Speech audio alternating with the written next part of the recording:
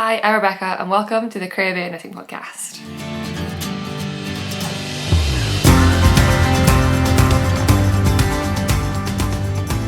Hello, welcome. My name is Rebecca. I'm a knitter and knitwear designer based in Edinburgh, and today I'm talking about my desert island yarns.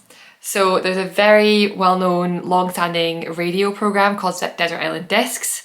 I did some research. It first started in 1942 and it asks celebrities and people of note to go on and talk about 8 audio tracks that they would take if they were stranded on a desert island, along with 1 luxury and 1 book.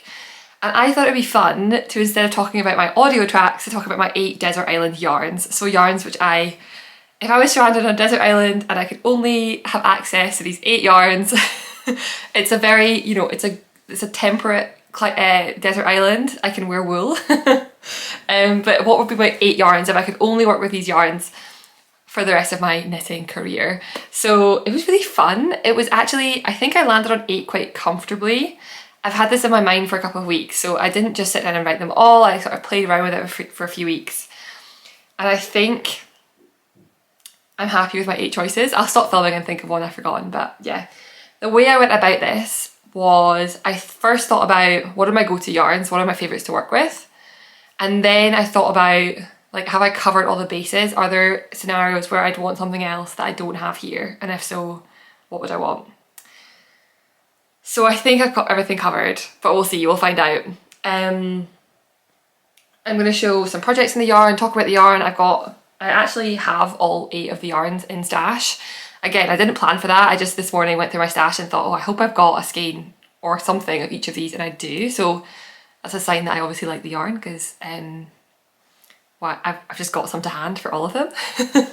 A couple of these have been, like, in the past I've received yarn from these companies for I think 3 of them, and when I get to them I'll talk about them and share exactly what was gifted, so I'll be really transparent about that. It didn't play into my decision making, but it does, like, I shouldn't talk about the yarn without talking about whether or not it's been gifted, so I will get to that as well when it comes.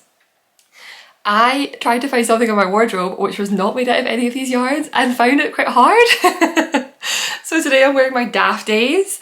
This is my black and white version, which was sample knit for me, and it is knit in Isager Jensen. And the reason it's not on my list is that I've never worked with it because I had this one sample knit, so I know how it wears and I have some in stash to knit with at some point, but it didn't make the list because I personally have not knit with it.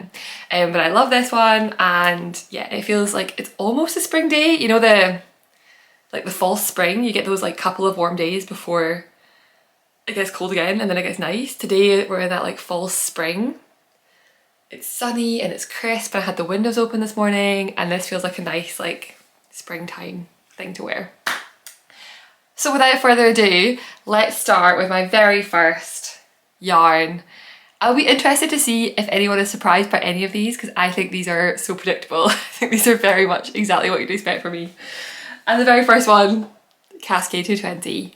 I love this yarn, and these aren't necessarily in order, but this is my favourite. If I had to pick one, I think this would be it. So Cascade is, I use the non-superwash. I've never used a superwash. So it is non-superwash Cascade 220. It is 200 meters per 100 grams, which puts it at like a worsted to Aran.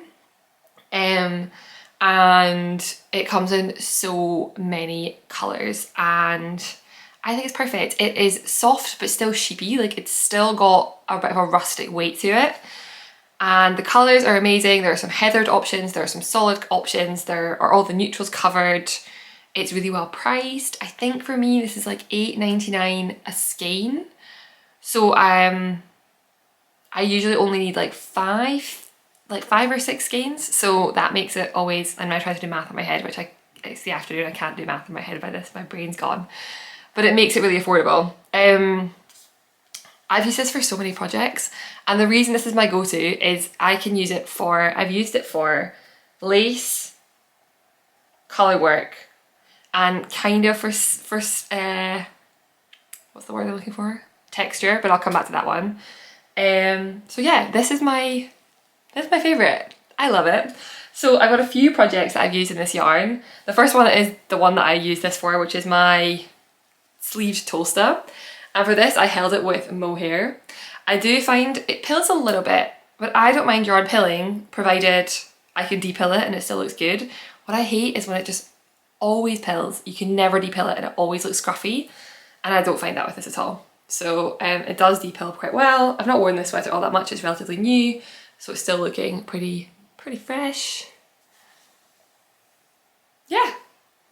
Another sort of plainer one is my Leith cardigan, which uses a whole bunch of colours from Cascade. This blue is not Cascade, this sort of bluey green, but everything else is Cascade. And that is the Intarsia one. Oh, this colour, this makes me think of summer, and the sun outside in this makes me want to like wear this right now. It's got the Intarsia detailed in the back. And yeah, like really crisp, clean lines for colour work. I mean, it's Intarsia, so it's like, it's not stranded colour work, it's Intarsia, but really crispy, clean lines. Love that. And then my Corin cardigan, my orange one, is also made up in Cascade, and this is lace, and like it holds a really good, it held lace really well. This works really well for me. A lace cardigan in Scotland is something you can only wear very limited times of year if it's not in wool, but knitting it in wool made it like extended the life cycle of this, so I tend to wear this from like mid-spring all the way through to like late autumn, and I can even wear it in winter if I'm not like, I'm staying indoors or if I'm like going to the office and stuff. Another addition, which is not really the same yarn, but I would be on the fence between this and Filcolana Peruvian Highland wool. They are both Peruvian Highland wool, they are the exact same yardages, so I mean they're very similar, they have the same traits. Filcolana Peruvian Highland wool has maybe some colours that I prefer slightly more than some of Cascade's, but if I had to pick, I would pick Cascade. But I do, my Lauder vest is in Peruvian Highland wool, and Filcolana Peruvian Highland wool, and I think it just shows like texture really well, and I would expect exactly the same results from Cascade. So yeah, I have more in my wardrobe that isn't in Cascade. I just grabbed the first ones that kind of are like a broad range of things. And on my needles right now, I have one project in Cascade, so, and it's lace. So yeah, yarn in my mouth. Yeah, big fan. Number one, ride or die, is Cascade 220. Okay, the second one is a yarn which nobody will be that surprised to hear about. So I have ranted and raved about this a lot, to the extent that when I went to the Scottish Yarn Festival in September, I went to the stand with my arms full of yarn, and the owner said to me, "Oh, I just have to thank you so much because you've talked about our yarn so much. People come and tell us that the reason they bought our yarn is because of you." And I was like, "Oh, that's so nice, like I'm so glad to hear it." And then she's like, "You're not paying for any of this, like I'll pack it up, but you're not paying for it." So this is in that order. It's all kind of spread around my stash. It is Kinross 4-ply. I've actually not knit up with any of the stuff that was gifted. I only have knit up with the stuff I brought before. So full disclaimer, I have been gifted yarn by this company before. I think 3 or 4 skeins of Kinross 4-ply and some of their non-Kinross 4-ply mini balls. This is a 4-ply yarn, and there are only a few 4-plies. Like I'm not really a 4-ply knitting girly. I will hold it with mohair, but I don't know, there's not a huge need for them in my life. I like knitting with DK, I wear a lot of DK, I like knitting up in DK, and so that is my definitely preferred gauge, is a DK weight gauge. However, if I have to knit with fingering weight yarn, this is the yarn I'm choosing. It is 205 meters per 50 grams, and I say this like every time, but when you block it, it feels like cashmere. It goes so soft and so lovely, and that is why I love it so much.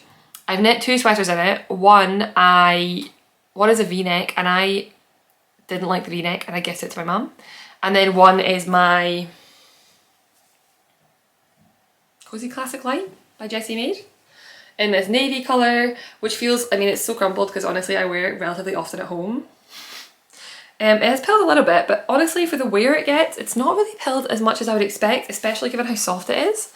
And it's only really pilled a little on the sleeves. I would expect that to come off pretty easily. And it is just so soft. And I can tell the areas that I've had more wear are even softer.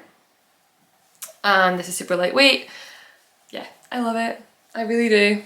I should make another one. They have some really nice colours. They've got a lovely cobalt blue and a lovely red, and I would like to make a cobalt blue sweater, so maybe that's something I should think about soon.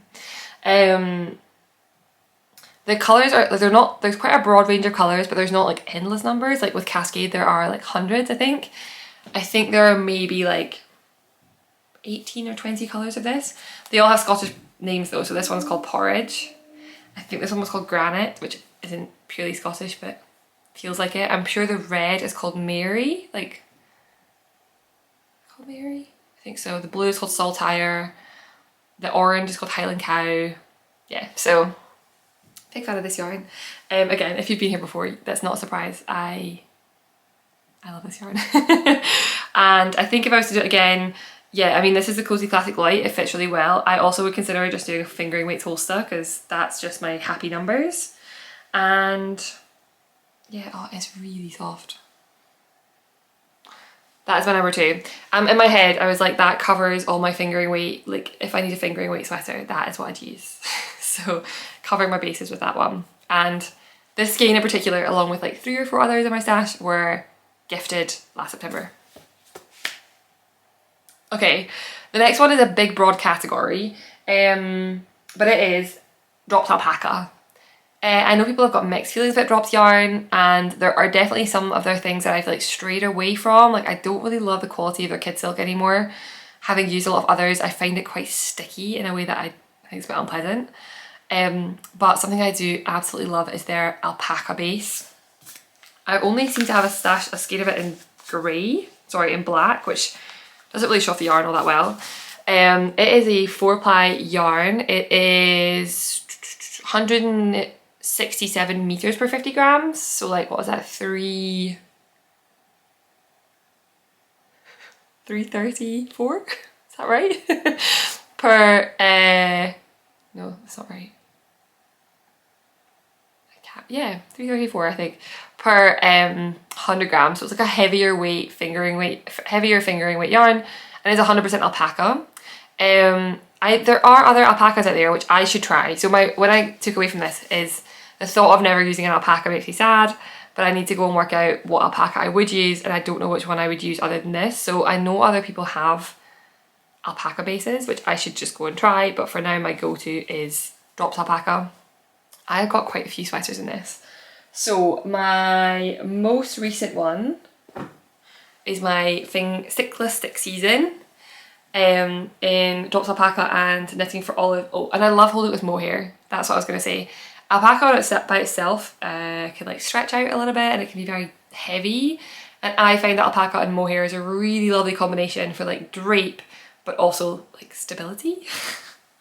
And this is exactly that. So it's knitting for olive mohair, and you can, I don't know if you can tell particularly well, but the green in this is like I think it's the olive mix, and it's kind of heathered up close. And I wear this sweater once to twice a week since I finished it, which wasn't that long ago. It has never once been depilled, and there is not a single pill in sight.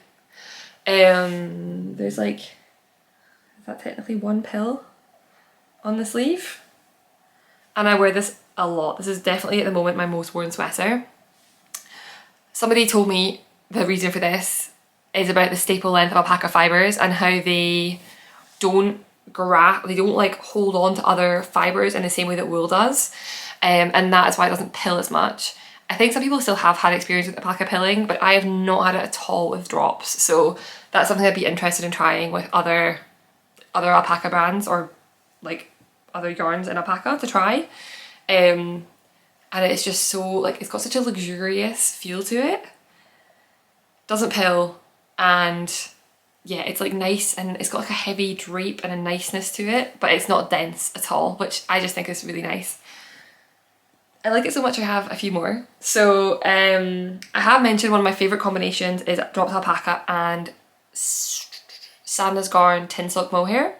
The Sandnesgarn mohair has 15% wool, and I like the sort of fuzziness that the wool adds when you're using alpaca. This one is just knitting for olive because it was the best colour match.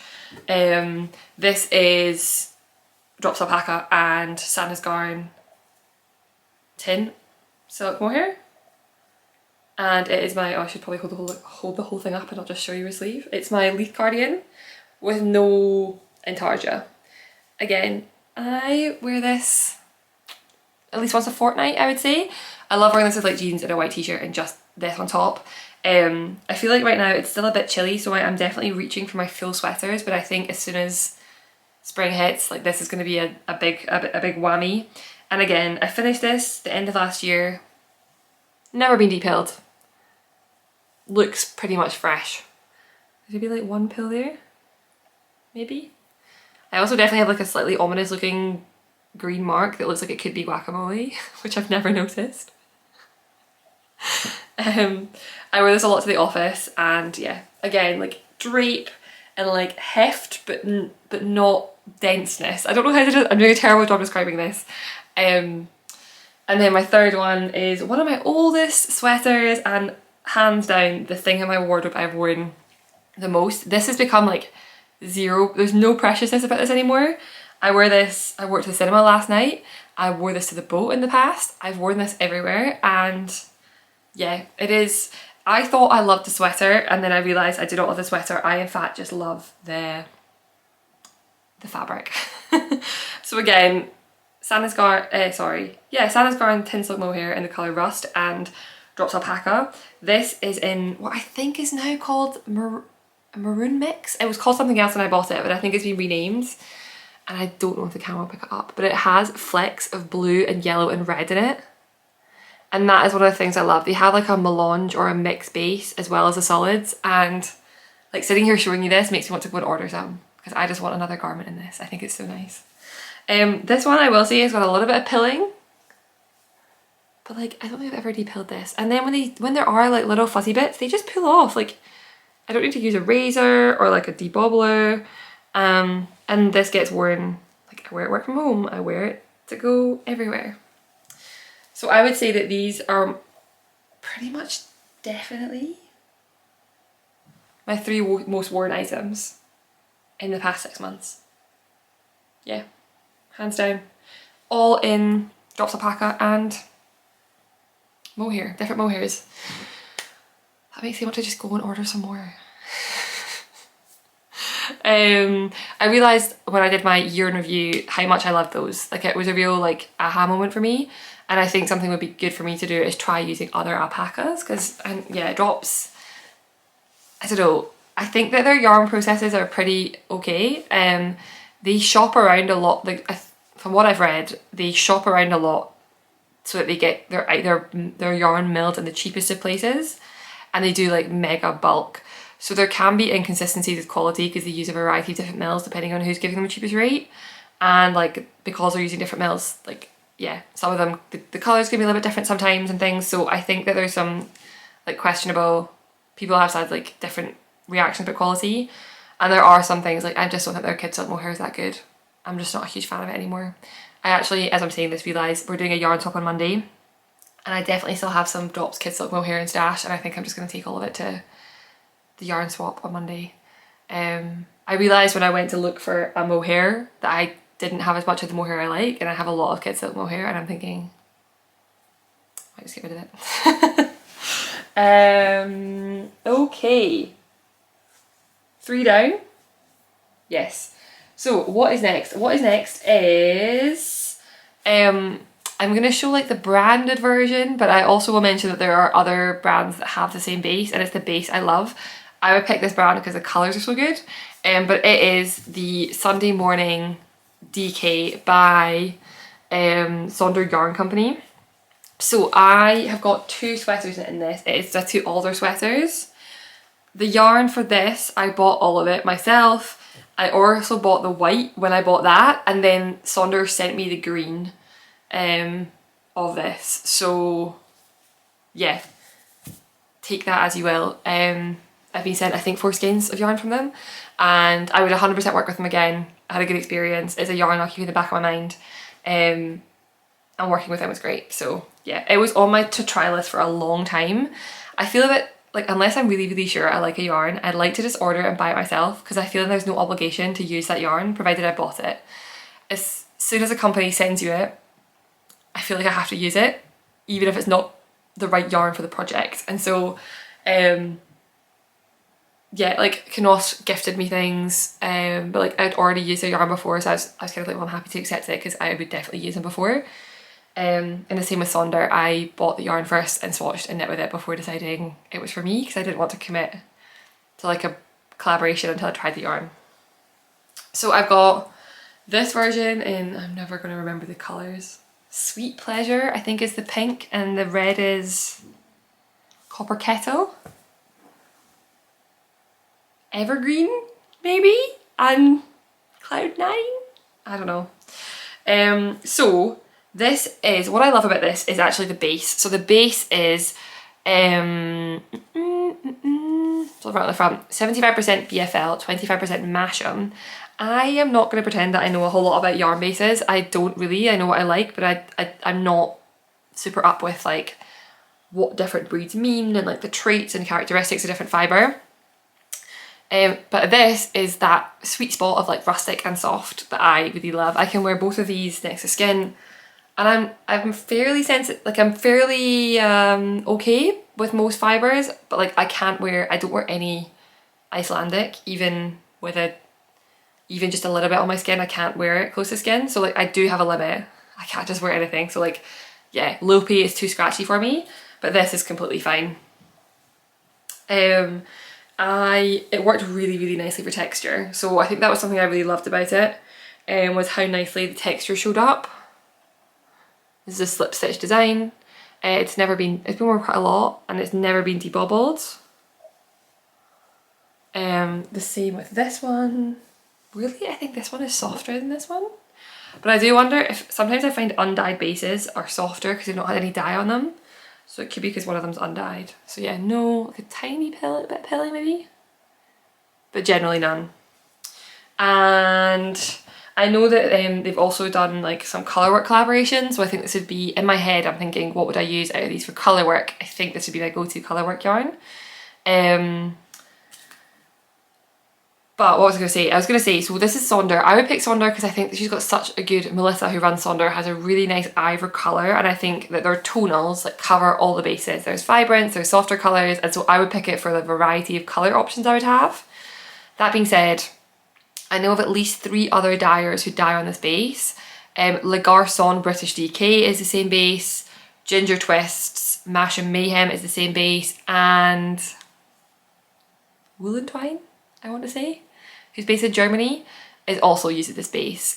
So there are 3 dyers I know of. I also know some dyers use the fingering weight base.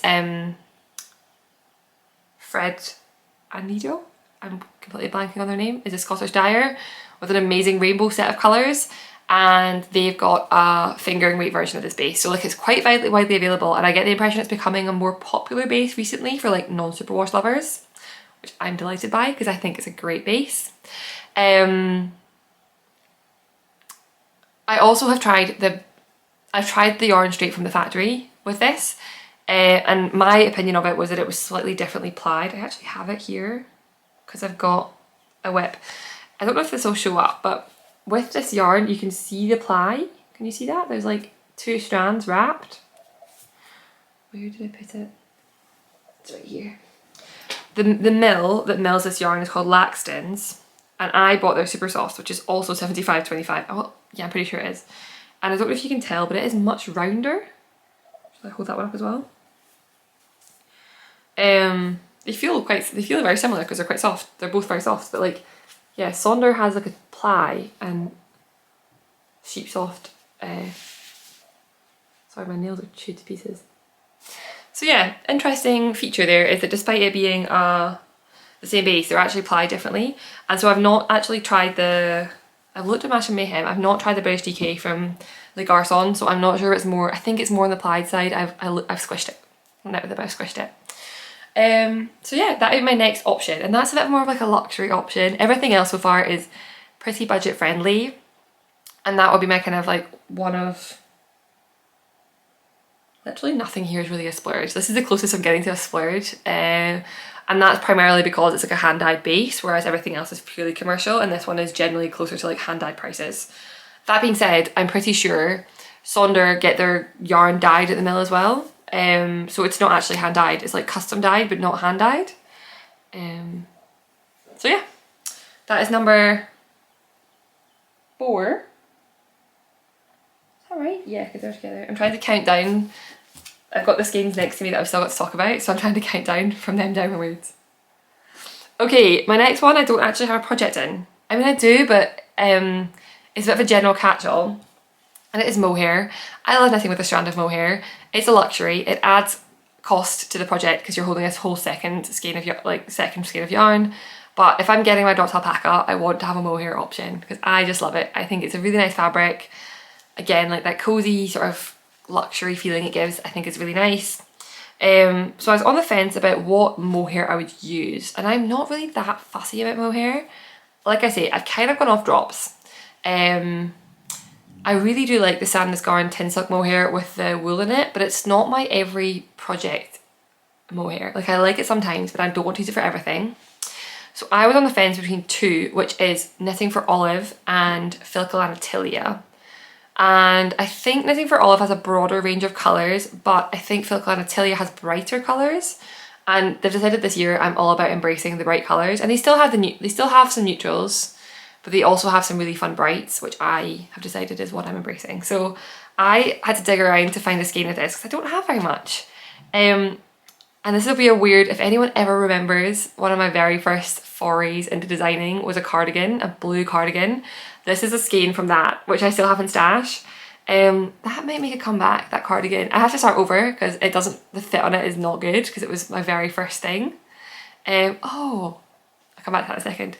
But yeah, so I really like it. I like these really dinky balls they come in. I think a lot of mohair comes in those kind of like flat cakes, and I think they are a bit of a nightmare to knit from, but I like these little mini skeins, so that was also a contributing factor. And it is 210 meters for 25 grams, 70% mohair, 30% silk, pretty much bang on standard. But I think Filcolana Tilia would be my mohair of choice. I think I'd love to just do a catch-all because I find colour matching mohair really tricky, and I'd like to be able to use like maybe Knitting for Olive sometimes, maybe Mayhem sometimes, because in my head they're all pretty interchangeable. But it's really just the colour. I just want to make sure it's the right colour. But if I have to pick, it would be Filcolana Tilia. I realise right now I didn't read any of the yardage out on this. This one, the Sunday Morning DK, is 245 meters, which is like a solid DK weight yarn. That's per 100 grams. Sorry, I slacked off. I forgot to tell you that one. Okay, I thought I had something else to say, but I've forgotten. Something else came to mind. Oh, that's what I was going to say. My very first ever designed thing was so long ago. When I was still living in London, before I started the podcast. I still have it, but it has no shaping and does not fit. It's a grey cardigan, and I knit that in Cascade 220. So I do wonder if that like instilled a love for Cascade in me as a cabled cardigan, and ever since then I've loved it. So yeah, that's my fun fact about Cascade. Okay, my last wool, and then we're moving into summer things, is, no surprise to anyone, WoollyKnit. So I did a collaboration. I've done a collaboration twice with WoollyKnit. I did the Cone Along, which was almost 2 years ago now, which was just like a knit along working with a cone of yarn with their British wool. And then last summer, the Tulsa tee that I knit last summer is designed in WoollyKnit as well. So they've sent me quite a lot of product over the years. I think this might still be a remnant for one they sent me. And I definitely bought this myself, and the reason I know I bought this myself is because I bought 2 skeins, or hanks, they're 200 gram hanks, forgot that I had bought 2 and bought 2 more. So I have a lot of this yarn. But yeah, I've worked with them quite extensively in the past. We've not worked together for over a year. They're now working with a lot of other podcasters, and I'm kind of just like, you go do you, like keep doing your thing. And it's nice to know that people can still get access to their yarn, and it's pretty much always at some point someone running a discount with them. But this is my favourite base of theirs, and the reason is I love how rustic it is. It is without doubt the most rustic of everything I've shown today. And I love how heathered it is, and you can kind of see it on this. This is my favourite colour of all, it's cinnamon. And you can see there's like variegation in there. They have a merino wool, but the merino is matte, like a very flat colour. And I like how it feels, but I don't love the matteness. I love the heathering in it. And so it comes in cones, 500g cones, or in hanks. This is a 200g hank. I got quite a few hanks, and this one by far like the neatest. The rest are just like chaos. Fun fact, the thing that urged me to buy a Swift and a ball winder is the first time I ordered a hank from WoollyKnit, and it arrived and it is a 4-ply yarn with 200g, and I was like, I can't do it, I'm not winding it by hand, and that's when I bought a Swift. So I actually don't know the bag on yardage for this, and it's also not on here, but it's a light fingering weight, and my preferred usage is to hold it double. I have held it with mohair before as well. I find it makes quite a dense fabric, so I've done it with it twice before, and I actually think both patterns was a very rookie error of me. One was the sweater number 18 by my favourite things knitwear, which I think is just, I think it comes out dense a lot of the time. I actually talked about this at Knit Night because one of our Knit Night attendees, Kira, finished a sweater number 18 before Christmas, and she knit it at a much looser gauge, like not significantly, but I think like a good stitch or two looser, and it's got a really nice drape to it. Mine is like a straight jacket, like it is solid, there's no moving around in it. So yeah, that was like, again, the WoollyKnit's not got a whole lot of drape, and then the tight gauge didn't help. My other one was the first sweater by Lizzie from Hive Knits. Beautiful fabric, but again, that is quite a dense gauge for, I'm pretty sure that's like a 24 stitch gauge for DK, which is a pretty tight gauge. Like that's my fingering weight gauge because I'm a loose knitter.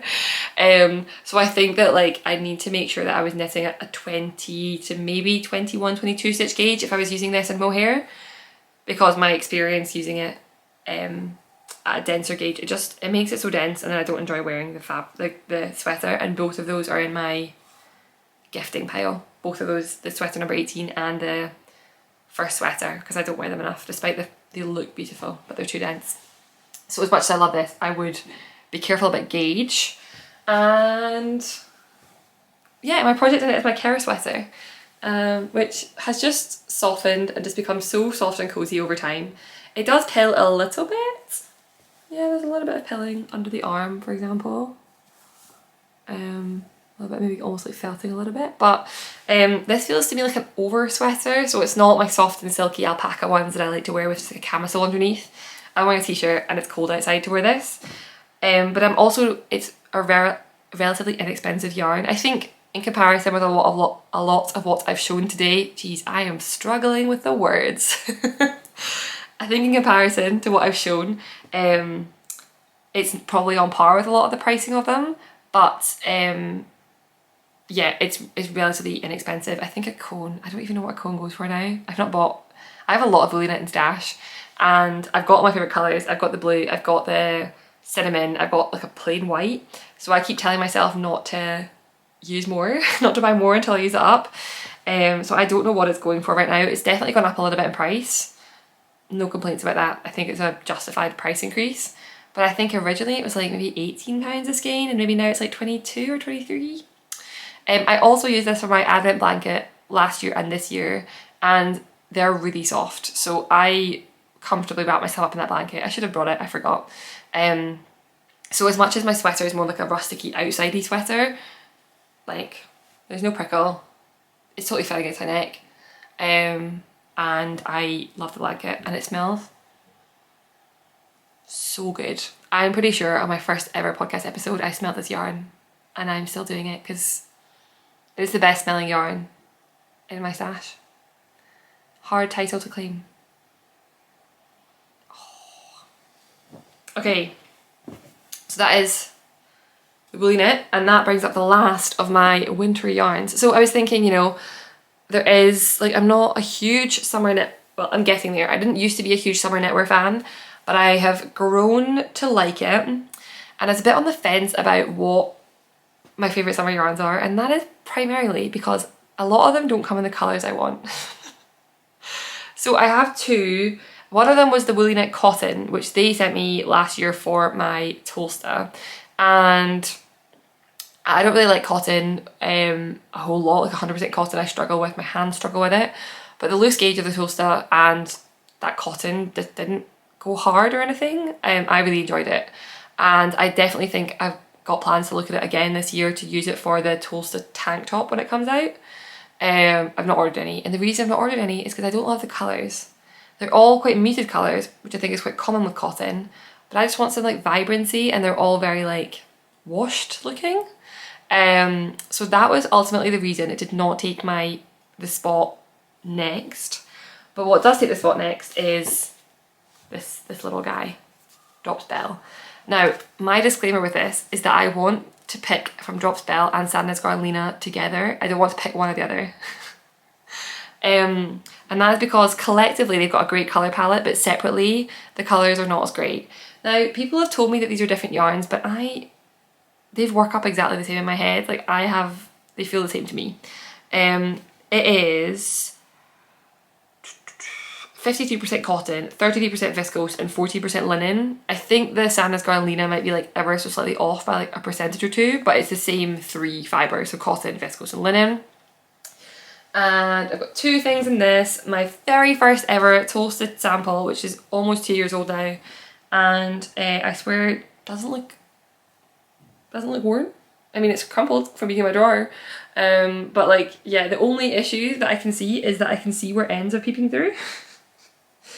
There's one there, yeah, and yeah, like you can see there, it's not a bubble, it's just the end peeking through, because it's hard to, like, cotton, natural fibres, the ends don't stay gelled in the same way they will with wool.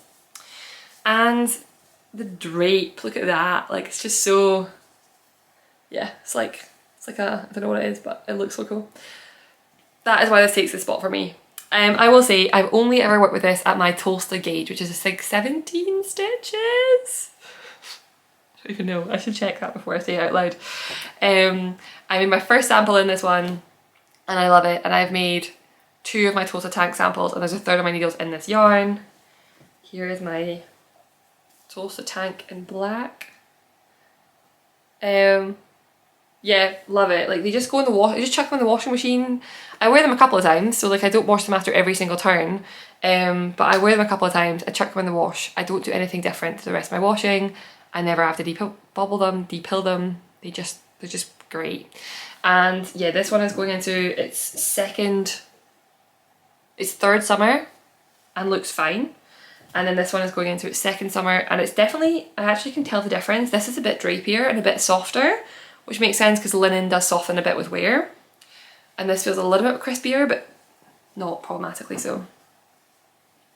So yeah, Drops Belle and Sandnesgarn Lena together. I'm calling it one yarn. I don't care if it's 2, completely different yarns and lines. There's like a couple of really fun, really bright colours in the Sandnesgarn Lena that make me want to, I mean, if I had to pick, it probably would be Sandnesgarn, but I have used the Drops Belle a lot and I have no issues with it. So that is my first summer yarn of choice. And then my final yarn of my 8-parter is a luxury yarn. It's still not very expensive, but it is the Knitting for Olive Kid Silk, no, Knitting for Olive Pure Silk. It is 250 meters per 100 grams, so it is pretty, it's a light fingering weight, and it's 100% silk, and I think it's lovely. I wouldn't call myself someone who would normally be drawn to luxury fibres. I don't use a lot of, I don't know what other luxury fibres there are, but like I don't like a lot of like cashmere or like silk blends aren't really my thing.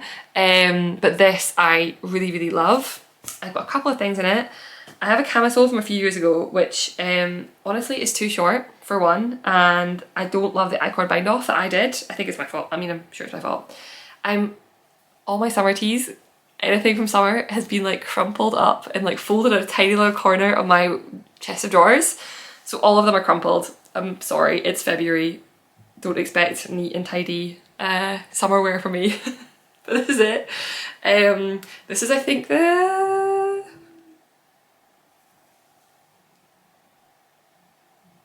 is it called Allure? It's a wow, I look real, that's a real fun pose, Rebecca.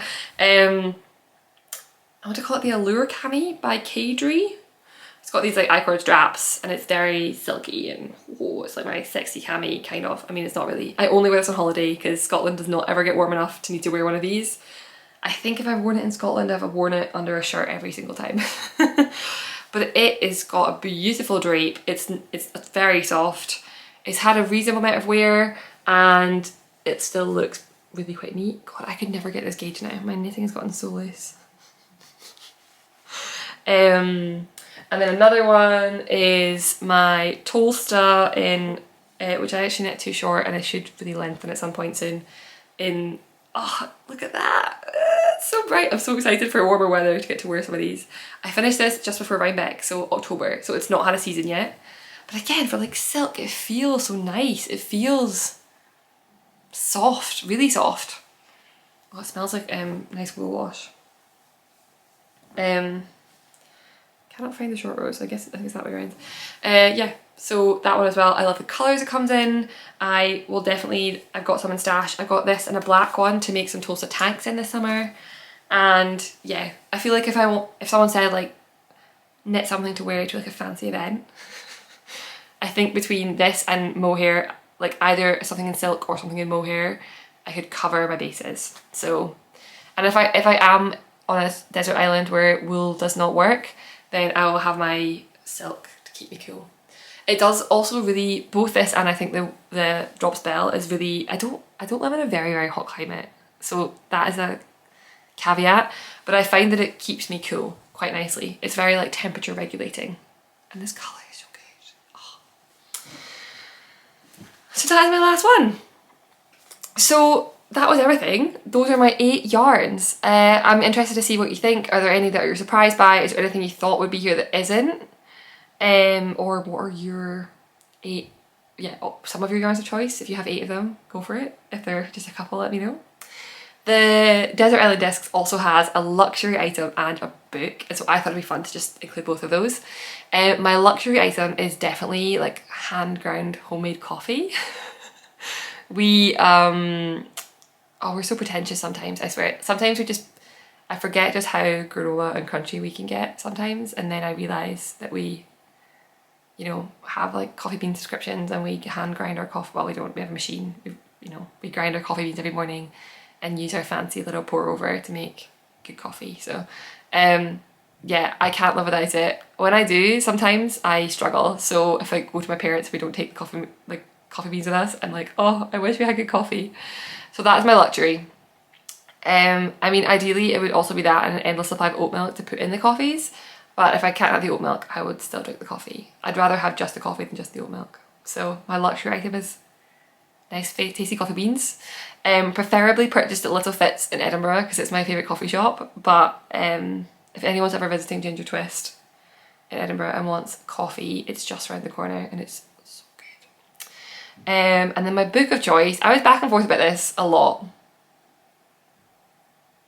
I think I'm going to go with A Little Life, which I have not read for a long time. I read it maybe 4 years ago. And interestingly, last summer, we went to the stage play of this and had to leave halfway through because it was so harrowing that I couldn't keep watching it. So why are you picking it, Rebecca? Well, I'm picking it because, you also apparently, when I was doing my research, you also get either like a Bible or your religious text of choice. I don't think I have one, so maybe like, I don't know, Vogue knitting. Is that bad? That's the closest I've got to a religion, I think, is knitting. Some kind of great knitting resource textbook. And the complete works of Shakespeare. So everyone gets those too. So you can pick outside the box. So yeah, I think I'd pick A Little Life. Tragic book. So much happens. But I like the idea that the person in the book, like it goes from childhood all the way through to adulthood, that it has some like very hard moments, but also it's a book all about hope, in my humble opinion. And so if I was stuck on a desert island for a long time, I think it would be a good way to reflect on different stages of life, and I also think it would be a good way of seeing the joy in hard situations. Although I would probably end up crying so much at the book that I would dehydrate myself and die on the island. Yeah, so that was all. It's a little short one. I hope this is entertaining. I hope people have found this somewhat engaging. I had fun. Like I say, I've had a note on this for maybe 3 or 4 weeks now, and it's been nice to go back and have a think about it, and then like look at my wardrobe and what are the yarns I have, what are the yarns I like to use, and yeah, I would be really interested to know. I'm trying to get more out of my comfort zone and use some yarns I've not used before, so if anyone else has got like a favourite, I'd love to hear it, and I can make an effort to try and use it this year. That is all for me. I hope you enjoy your knitting, and I hope everything is going well for you at the moment, and I will be back next week with a podcast episode. My floor is now covered in all the sweaters I just threw on the floor there, and then that's my prop, my stand is my game, and these are all just my whips. I think I have like 10 of them. So next week's podcast is going to be entertaining. So I will see you then. Until then, happy knitting.